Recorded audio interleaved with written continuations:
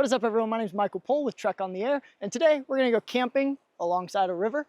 Maybe play a little bit of ham radio, enjoy a fire, enjoy the nature, enjoy the sounds, maybe play some video games. Who knows? Eat some good food, and just enjoy being out in nature.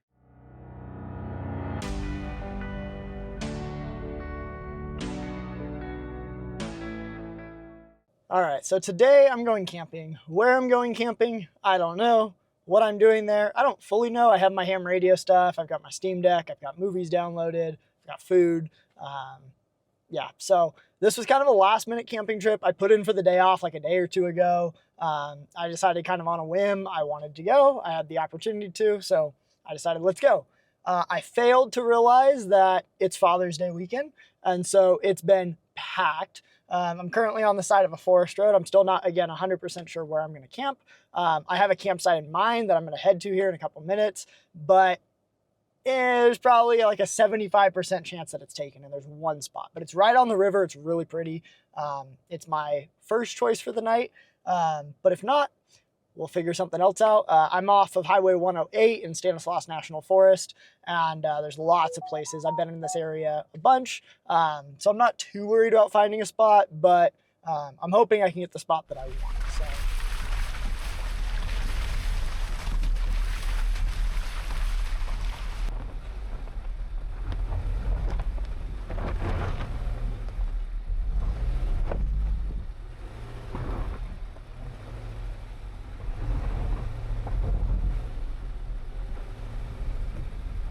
All right, so this isn't exactly the spot that I wanted. The spot that I was thinking of is a little bit that way. Probably, where's the river? There's the river right there. Probably another like quarter mile up the road a little bit. There was a couple there already, so I decided to keep going down the road just so I could find a turnaround point. And then I saw this campsite kind of off to the side of the road here. There's a fire ring there, and it's obviously right here next to the river. And so I actually don't mind this at all. I think I actually like it better than the spot that I was originally coming for. But this is the South Fork of the Stanislaus National River, or not the National River, the South Fork of the Stanislaus River. Yeah, it's a little forest road in Stanislaus National Forest. And yeah, this will be home for the night. And just like that, camp is set up. So I've got the tent over here. It's a new tent. This is my first time using it besides just testing it in the backyard.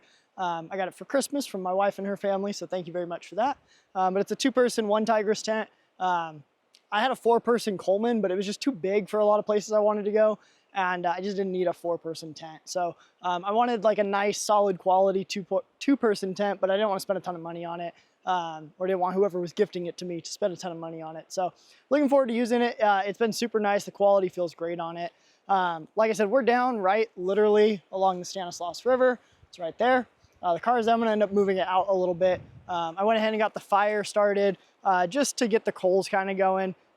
It's still a little warm. It's probably about 75 degrees right now, so it's a little warm for a fire. But I figure if I get it going, it's easier to just smother it down a little bit and then restart it later than trying to start it up in the dark. Plus, I like the ambience of a fire. So I have seen more people on this road in the last 2 hours than I have ever on this road. Again, it's got to be the Father's Day weekend thing. I just didn't think about it. I'm glad I left when I did, because there's already been 3 or 4 people that have tried to come in and try to get in this camp spot. It's a little bit off the road, so you can't quite see. That's why I'm gonna go stick my car out on the road part of it, just so I don't get people wandering back here too much. But yeah, it's busy. I passed by like 8 different people in various campgrounds on the way down. The most I've ever seen is I think I've come across 2 people in a single trip before. So definitely a busy weekend for this road. Either way, I'm rambling and I shouldn't be rambling. And I think I'm just gonna go ahead and get the radio stuff set up. All right, so for an antenna, it's gonna be a little bit hard to see, but I went with the random wire, 71 feet of it. So this is a 9-to-1 Ballon Unun, I forget exactly which one it's supposed to be. This is a DIY one, I made it myself. It's plenty strong enough to handle the 100-watt FT8 that I'm gonna end up running. I just got it staked down. Again, I was not very prepared for this trip, so the stuff that I normally bring to attach this, I left at home in a different box. So I went ahead and got that taken care of. I've got the orange kind of wrapped around the wire a little bit. Again, it's very hard to see, but it's kind of sloped up in this tree over here. And I have my arborist throw bag. You might be able to see it if you're looking really close. I've got some orange cord kind of up in this tree right here. and nothing fancy, just looped around quite a bit and went ahead and threw that up here and just have it set up as a sloper. I was gonna go farther that way, but there's just more and more poison oak that way. And while I'm not super allergic to it, I just don't want to crawl around in it. So wires coming down through there. The ballam is about where the campfire is. And then the coax I have looped just behind the tent, kind of around and back over. So I'm trying not to make as much of a resistor as possible with the radial.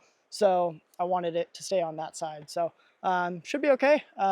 We should probably get the radio set up and see if it tunes, and I'm hoping it does, and maybe we can make some contacts. All right, so after fiddling with stuff for a little bit, I've been able to get the antenna to tune from 10 meters to 80 meters. Everywhere in between, I can't get 6 or 160, which is interesting because I run this literally exact same antenna. Like, this is the box off the fence and everything at home, and I can do 6 through 160 minus 60 meters, so maybe I'll play some 60 meters tonight, who knows. But either way, that's plenty good enough for me. That gives me plenty of bands to play around with and do some POTA with. Maybe some voice, who knows? Maybe some FT8. I've also been playing around with T-Mobile's new Starlink beta satellite text messaging. And it was being a little bit weird texting my wife at first, but when she texted me, I texted one of her friends to tell her to text me. Once she texted me, I was able to text her no problem. I don't RCS chat with her, but with other people that I have RCS chat with, it seems to go through, but typical SMS doesn't seem to go through until they text me first, which is a little weird, but it is beta. However, I normally have no cell service here and no way to communicate her, so it was kind of nice to be able to text her my coordinates and say, hey, this is where I'm at. Let me know if you need me. So that'll be interesting. And then, yeah, I'm trying to get JT Sync to work here, but it's not wanting to listen. So I'm assuming it's probably something to do with my computer or something with my settings, but I'm hearing it over here on WSJTX. So I'm gonna need to poke around and figure out how to get this because my clock is very visibly off. It's like 4 or 5 seconds off. So I will check back in with you guys in a minute. All right, so I went ahead and booted up GPS 2-time because I remembered that I have a GPS dongle. And so I went ahead and opened that up, was able to sync my time there and figure out my grid square. And now JT Sync is working fine. Now WSJTX is working fine. So I don't exactly know what was going on, but now I just need to make sure that my logging software is going to sync properly. And then I think I might do a little bit of radio. I might just do some FT8, jump around the bands for a little bit, maybe do some voice, but I don't know yet. We'll figure it out. I don't know if I'm in the mood to be talking to people or if I just want to play some peaceful radio listening to the river. So, all right, so no one seems to be hearing me. Or at least not replying to my CQ POTA. So I'm gonna go ahead and try to work a couple of stations and see if I can just at least make sure that I'm getting out. The radio looks like it's working okay. Like I said, everything's tuning fine. It's transmitting just fine. Power looks good. Power meter shows it's pulling power. So we'll see if I can work a couple FT8 stations. Maybe I'll switch over to voice just to make sure everything's working and go back. But I also want to make sure my logging software is working okay. So we'll figure that out. Oh, there's another POTA station. Maybe I'll work them. All right, I spoke too soon. Literally right after I finished that clip, I had 2 people come back to me. So looks like I'm coming in plus 15 up in Washington area, and then the other one looks like over in like Indiana area. So yep, should be good. All right, so I'm giving up on that logging software working natively with WSJTX. I know it can do it. I have it in other places doing it. I normally do this at home. I've used it the last couple of camping trips. I know it can automatically log FT8 things. And this is my problem is I never use things for like a super long time. So I haven't used this in a hot second.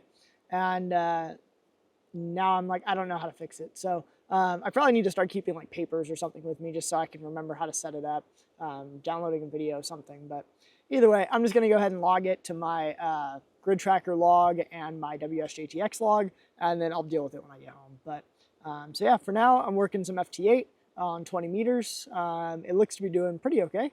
And I'm kind of working my way through, you know, my 10 contacts, and then I'll start playing around. So yeah, I'll just go ahead and give you guys a little bit of a sneak peek here. There we go. So I've got WSJTX, I've got grid tracker, and no logging software because it's not working. All right, so I got my 10 contacts for the POTA activation a while ago. So this park is officially activated, Stanislaus National Forest again. I'm having all sorts of issues with the software. My battery box that I charged the laptop off of died. It's not even turning on. I don't have any tools to test the multimeter. Again, this is kind of a little bit of a last minute trip. And yeah, I usually use this little ammo can that I've built that has kind of an interface into it. And yeah, like I said, for whatever reason, it was charging fine. I know for a fact it was charged because I did plug it in to the charger a few days ago, and I plugged it in again last night and it was charged. I don't know what's wrong with it, but yeah, so my laptop's getting low. I might just kill it. I might go plug it into the car. I have a jump starter for the car, worst case scenario. I don't like to do that, but I want to be able to play a little bit of FT8 tonight. But yeah, so I think what I'm gonna do right now is probably go get a bunch of firewood right across the road. There's a whole bunch of dead fallen tree, and then I don't have to burn the stuff I brought. Probably stock up on that for the night before it gets too dark. It's about 7 p.m. So I probably need to make dinner. So I'll probably put the radio stuff away, put my camping or cooking gear here, and get started on dinner. Maybe play my Steam Deck, maybe watch a movie. I downloaded some Harry Potter movies, a couple of TV shows. So we'll see. I tried a little bit of single sideband, but the bands just were not cooperating. I don't know if it's the antenna or the radio or what. I know we've been in some weird solar issues lately, but yeah, I just, no dice there. So I got activated on FT8 though, and yeah, we'll play a little bit more. Maybe we'll try some like 80 meter single sideband or something like that. But I don't know, we'll see. All right, so the radio stuff is put away. I got the cooking stuff out, but I'm hungrier than I realized I was. So I'm gonna eat my dessert first.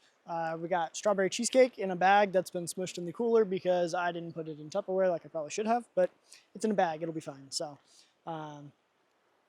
yeah, I feel like this video is kind of all over the place and there's no real rhyme or reason for it, and I don't really know what I'm doing here.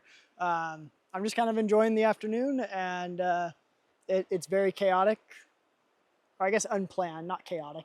But that's kind of how the trip came about anyway, so that's how the video is gonna end up being. But I also wanted to make a video. I haven't done that in a while, and I'm one of those people that I need to get in the hang of doing things or else it just doesn't happen. So I took the opportunity, and yep, that's all I gotta say about that. So, all right, keeping in fashion with unplanned last minute trip this morning, I've got tuna helper. I've got some instant milk to be able to make the tuna helper. I've got water, and I've got tuna, although it is just dawning on me that I do not have a can opener. But I have a multi-tool, and I think that has a can opener on it. So I guess I'm going to be manually opening up the tuna can tonight. All right, so I've got my tuna helper. I was able to get the can open and made, and it tastes all right. So I'm going to go ahead and get this eaten and watch some Harry Potter and enjoy the river and the sunset. It's super pretty out right now.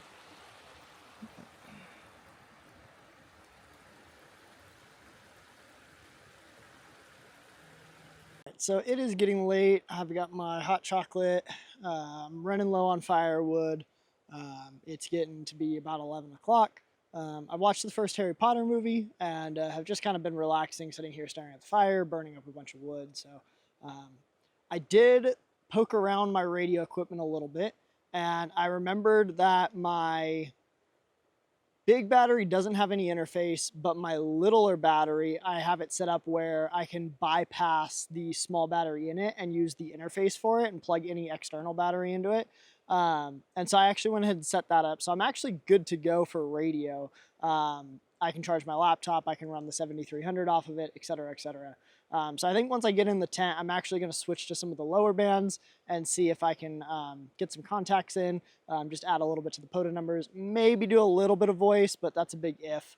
I might, watch a little bit of TV, something along that lines, but it's getting late, I'm getting cold, and like I said, I'm running out of firewood, so it's pretty much going to be bedtime. It's been a super relaxing trip. I've literally just been sitting by the fire, stretched out in this chair, doing pretty much nothing. So hasn't been very good YouTube material, I guess. But at the end of the day, it's a fun camping trip, and it's been a relaxing camping trip. So it's been pretty good. All right, so I went ahead and set up the radio, but I don't think I'm going to play much. I'm on 60 meters right now. I've made a couple contacts, but I just worked, I forget where they're at. I think Samoa, if I remember right. I've worked at the station several times. But I'm getting this weird problem where the voltage is dropping a ton on the battery. And the 7300 keeps shutting off randomly. I've turned it down to very little power, but yeah, every time I try to transmit more than like 30 watts, the voltage drops too much, and then it just turns off, which is weird because the voltage looks fine now. When I plug the radio straight to the battery, it's working fine, but I don't know. I may switch and try to do it straight to the battery, and the laptop should have enough battery, but it's just weird. I don't know why it's doing that. Yeah, for tent wise, I've got, I don't know how much you'll be able to see. The tent actually is working pretty good. I've got my backpack over here. I'm on my cot. I've got a wool blanket over the top of my backpacking quilt, sleeping quilt. I forget what they're called exactly. Just got my phone with my TV, the Apache case for the 7300, my little TV stand that I bring, use the laptop and the radio, and that's all I really need. So yeah, 2-person tent's definitely been a nice little upgrade, downgrade, whatever you want to call it, from the 4-person tent. I didn't need that much room, but it's nice and small in here, and but not in a bad way. So good morning. So I ended up going to sleep probably about 1 o'clock last night, and I slept until about 10 this morning. So decent sleep. And then I've got breakfast going. I'm boiling some water. I need to probably pour it in. I'm just going to do some of these hash browns that you just pour water into and then throw in a frying pan. All right, I went ahead and got the water poured in there so that can soak for a couple minutes, made my hot chocolate. All right, so we have officially made it back to pavement. I mean, I guess not technically back to pavement. We're like 10 feet from pavement. So yeah, I recorded the drive going in, so I'm going to throw some of the footage there. You've already seen it. And sorry for such a chaotic and kind of unplanned video. My wife and I bought our first house about 2 months ago, and it's been nonstop crazy, which is also why I haven't really done anything as far as filming or anything like that goes. So it's been a long process, and we've been working on the house, and but now that a lot of that has settled down, I should be able to get out and go do more things. With that being said, if you've made it to the end of the video, thank you guys so much for watching. If you liked the video, give it a thumbs up. If you didn't, you know what to do. If you haven't subscribed to the channel, I'd love if you considered it. And as always, thanks for watching, and I'll see you guys next time.